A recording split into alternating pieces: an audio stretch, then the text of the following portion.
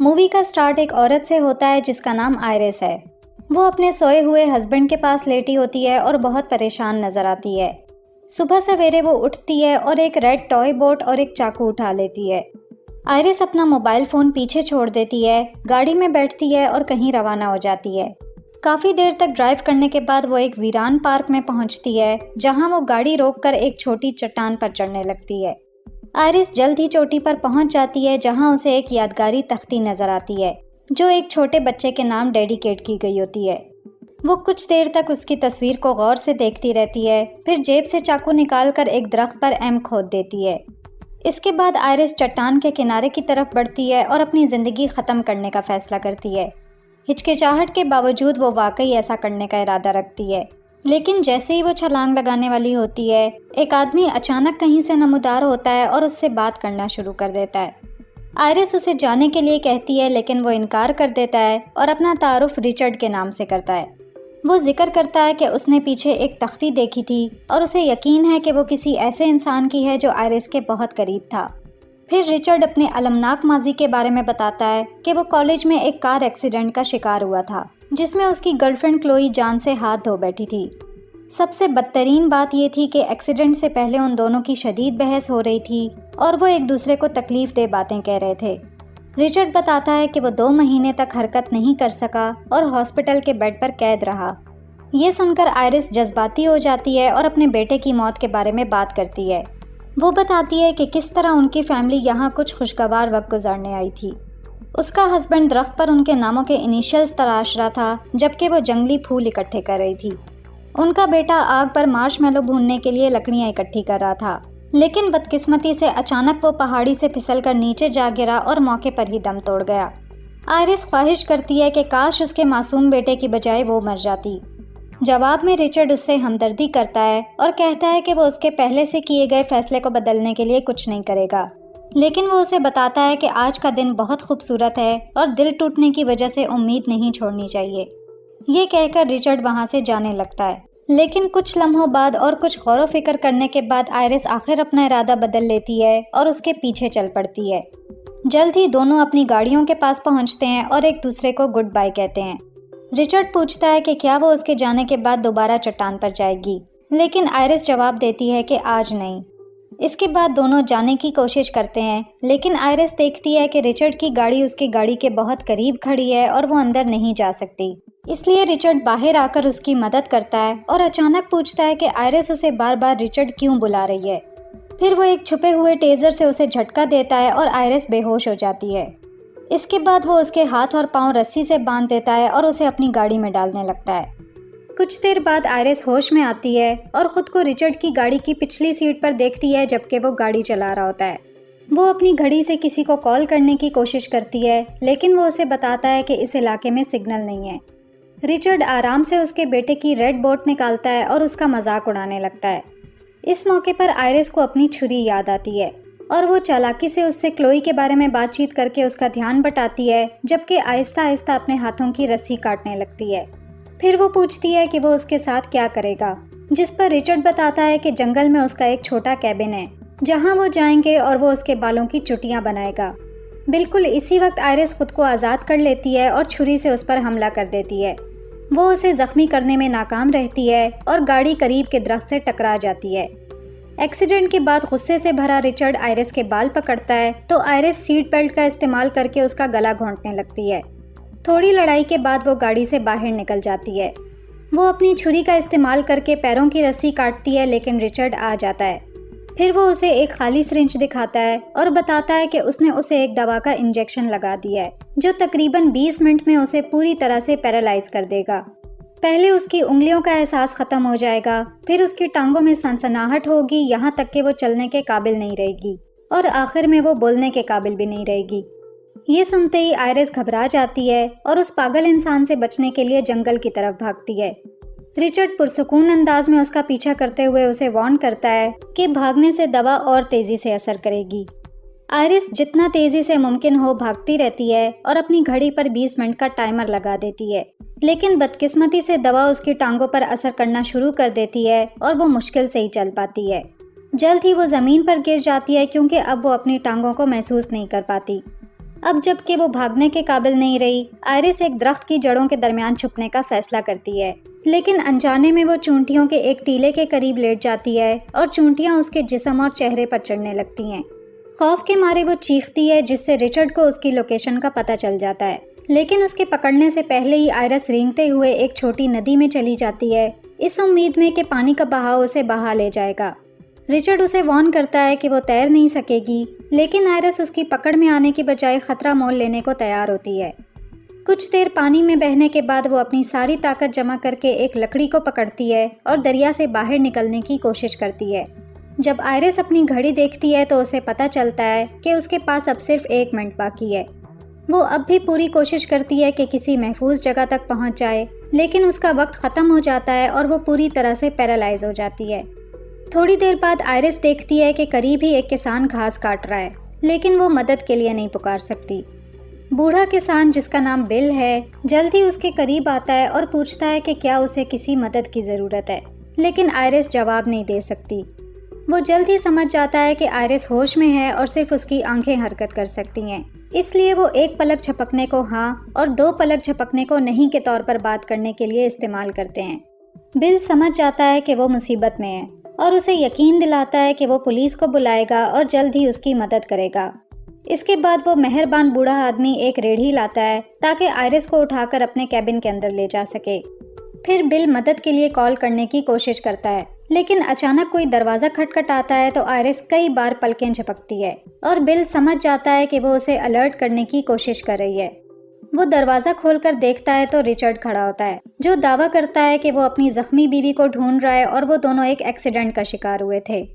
بل اسے باہر انتظار کرنے کے لیے کہتا ہے، جبکہ وہ خود مدد کے لیے کال کرنے لگتا ہے، لیکن وہ پاگل آدمی اسے اگنور کرتا ہے اور زبردستی گھر میں گھس جاتا ہے۔ جب وہ آئرس کو ڈھونڈنے میں ناکام رہتا ہے تو وہ دکھاوا کرتا ہے کہ اسے طبیعت ٹھیک نہیں لگ رہی اور اسے آرام کی ضرورت ہے۔ وہ بوڑھے آدمی سے اس کا فون بھی مانگتا ہے، یہ دعویٰ کرتے ہوئے کہ ایکسیڈنٹ کے دوران اس کا فون کھو چکا ہے۔ اچانک گھر میں گھسنے پر غصے میں آ کر بل پولیس کو بلانے کی دھمکی دیتا ہے، لیکن رچرڈ اچانک رونے لگتا ہے اور بل کو پولیس بلانے کے لیے کہتا ہے۔ یہ دیکھ کر بوڑھا کسان اس سے اس کا نام پوچھتا ہے، جس پر رچرڈ جواب دیتا ہے کہ اس کا نام اینڈریو ہے۔ رچرڈ کہتا ہے کہ اس کی بیوی کلوئی مینٹل پرابلمز کا شکار ہے اور ہمیشہ اس پر خوفناک الزامات لگاتی ہے۔ رچرڈ دعویٰ کرتا ہے کہ ان کا ایک ایکسیڈنٹ ہوا جس میں وہ بے ہوش ہو گیا اور جب اسے ہوش آیا تو وہ غائب تھی۔ وہ مزید بتاتا ہے کہ کئی بار وہ ایسی حالت میں چلی جاتی ہے جہاں نہ تو وہ بولتی ہے اور نہ ہی حرکت کرتی ہے۔ رچرڈ اپنے خوف کا اظہار کرتے ہوئے کہتا ہے کہ اگر پولیس اس کی بیوی کو ڈھونڈ لے گی تو وہ اسے اپنے ساتھ لے جائے گی اور وہ اسے کھونا نہیں چاہتا۔ اسی دوران ہم دیکھتے ہیں کہ آئرس صوفے کے پیچھے اور کھڑکی کے قریب چھپی ہوئی ہے اور سب کچھ سن رہی ہے۔ بل رچرڈ کے لیے افسوس محسوس کرتا ہے اور جب رچرڈ اس سے پوچھتا ہے کہ کیا اس کی زندگی میں کوئی اور ہے تو بل جواب دیتا ہے کہ اس کی بیوی تھی جو ہارٹ اٹیک سے مر گئی۔ بل اب کنونس ہو جاتا ہے کہ رچرڈ اخلاقی طور پر ایک اچھا انسان ہے اور اسے آئرس کے بارے میں سچ بتانے کا فیصلہ کرتا ہے، لیکن تبھی رچرڈ کی پاکٹ میں موجود فون بجنے لگتا ہے، جبکہ اس نے پہلے دعویٰ کیا تھا کہ وہ فون کھو چکا ہے۔ آخر بل کو احساس ہوتا ہے کہ یہ آدمی جھوٹ بول رہا ہے، اس لیے وہ اسے گھر سے نکلنے کو کہتا ہے، لیکن رچرڈ جانتا ہے کہ آئرس یہیں چھپی ہوئی ہے اور وہ بوڑھے آدمی سے پوچھتا ہے کہ وہ کہاں ہے۔ رچرڈ کو بہکانے کے لیے بل جھوٹ بولتا ہے کہ اسے واقعی ایک عورت اپنے شیڈ کے پاس ملی تھی اور اس نے اسے وہیں رکھا ہے۔ رچرڈ شیڈ کی طرف بڑھتا ہے لیکن پہلے بوڑھے آدمی سے اس کا فون مانگتا ہے، تبھی بل اس سے لڑنے لگتا ہے۔ اس کے بعد بل پولیس کو کانٹیکٹ کرتا ہے تاکہ اس گھسپیٹھیے کی رپورٹ کر سکے۔ دونوں آدمیوں کے درمیان لڑائی ہوتی ہے، لیکن بل اپنی عمر کے لحاظ سے بہت مضبوط ثابت ہوتا ہے۔ وہ بہت بری طرح اس نفسیاتی آدمی کو مارتا ہے اور اسے زمین پر گرا دیتا ہے، لیکن رچرڈ اسے اس کی بیوی کے ہارٹ اٹیک کی یاد دلا کر باتوں میں الجھانے لگتا ہے۔ وہ پاس پڑے چاقو کی طرف بڑھتا ہے، پھر وہ اس بوڑھے آدمی کی ٹانگ میں چاقو گھونپ دیتا ہے اور بار بار وار کر کے اسے قتل کر دیتا ہے۔ اس کے بعد رچرڈ فون اٹھاتا ہے اور دیکھتا ہے کہ پولیس پوری بات سن رہی تھی۔ وہ غصے میں آ کر پورے گھر پر پیٹرول چھڑک دیتا ہے تاکہ اسے آگ لگا سکے۔ ادھر ہم دیکھتے ہیں کہ آئرس کسی طرح اپنی انگلی ہلانے میں کامیاب ہو رہی ہے اور اس نفسیاتی قاتل کو بلانے کی کوشش کر رہی ہے، لیکن کوئی فائدہ نہیں ہوتا۔ گھر کو آگ لگانے کے بعد رچرڈ بل کے ٹرک میں نکلنے لگتا ہے۔ ادھر آئرس پردے کی رسی تک پہنچنے کی کوشش کرتی ہے اور جب رچرڈ مڑ کر گھر کی طرف دیکھتا ہے تو اسے پردے خود بخود ہلتے نظر آتے ہیں۔ وہ سمجھ جاتا ہے کہ آئرس ابھی بھی اندر ہے اور فوراً گھر واپس آ کر اسے وہاں سے نکال لیتا ہے۔ پھر وہ اس پر الزام لگاتا ہے کہ یہ سب کچھ اسی کی وجہ سے ہوا ہے۔ اچانک اسے اپنی بیٹی کی کال آتی ہے جو ایکسائٹڈ ہو کر اسے اپنے حالیہ ٹیسٹ میں حاصل کیے گئے اچھے نمبرز کے بارے میں بتاتی ہے۔ وہ کہتی ہے کہ وہ اور اس کی ماں یہ گڈ نیوز سیلیبریٹ کرنے کے لیے اس کے کیبن پر آ رہے ہیں، مگر یہ سن کر رچرڈ مزید پریشان ہو جاتا ہے اور اپنی بیوی سے اس بارے میں بات کرتا ہے۔ وہ ضد کرتا ہے کہ یہ اس کے کیبن پر اکیلے وقت گزارنے کا موقع ہے جس کی اسے ضرورت ہے تاکہ وہ بہتر محسوس کر سکے، مگر اس کی بیوی کہتی ہے کہ یہ اکیلے گزارنے کے لمحات آج کل زیادہ ہو رہے ہیں، اس لیے وہ ہر حال میں وہاں آ رہے ہیں۔ یہ سن کر رچرڈ کو غصہ آتا ہے مگر وہ ہچکچاتے ہوئے مان جاتا ہے۔ تھوڑی دیر بعد وہ ایک گیس اسٹیشن پر رکتے ہیں اور رچرڈ کچھ فائر فائٹرز کو بل کے گھر کی طرف جاتے ہوئے دیکھتا ہے۔ پھر وہ اندر جا کر گیس کی پیمنٹ کرتا ہے۔ اسی دوران آئرس کے ہاتھوں میں آہستہ آہستہ حرکت واپس آنے لگتی ہے، اس لیے وہ وہاں موجود لوگوں کو وارن کرنے کی کوشش کرتی ہے۔ وہ کسی طرح اپنی سیٹ بیلٹ کھولتی ہے اور جب ایک بچہ اس کی کھڑکی کے قریب آتا ہے تو وہ اپنے بیٹے کی یادوں میں ڈوب جاتی ہے۔ جلد ہی اس بچے کی ماں اسے لے جانے کے لیے آتی ہے اور آئرس اسے خطرے سے آگاہ کرنے کے لیے ایک عجیب نظر سے دیکھتی ہے۔ رچرڈ یہ محسوس کرتا ہے کہ آئرس کے قریب مزید لوگ آ گئے ہیں، اس لیے وہ فوراً ٹرک کی طرف واپس جاتا ہے۔ وہ دوبارہ آئرس کی سیٹ بیلٹ باندھ دیتا ہے اور روانہ ہو جاتا ہے۔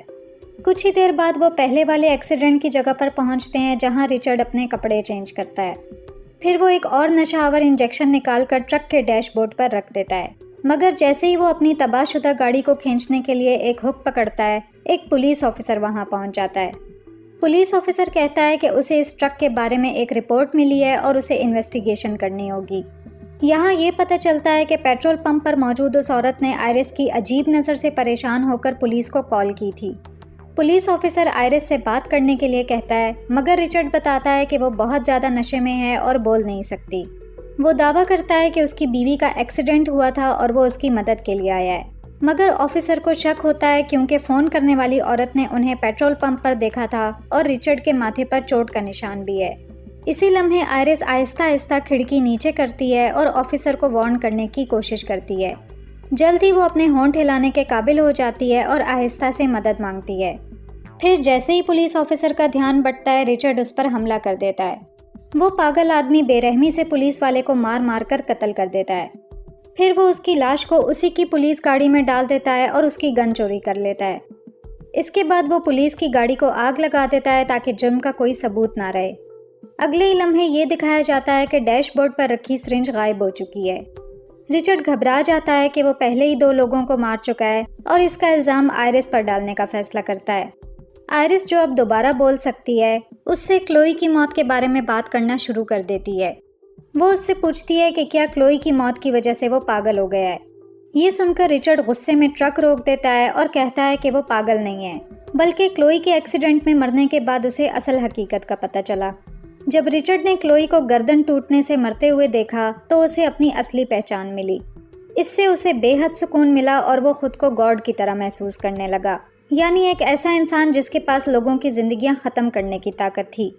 وہ یہ بھی اعتراف کرتا ہے کہ کلوئی کی موت سے پہلے میں نے تھینک یو بولا تھا، کیونکہ کلوئی نے مجھے میرا اصل مقصد پہچاننے میں مدد دی۔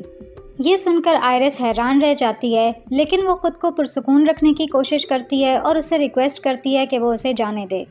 وہ دعویٰ کرتی ہے کہ وہ اس کا اصل نام یا پتہ نہیں جانتی اور وعدہ کرتی ہے کہ وہ اس کی شکایت نہیں کرے گی۔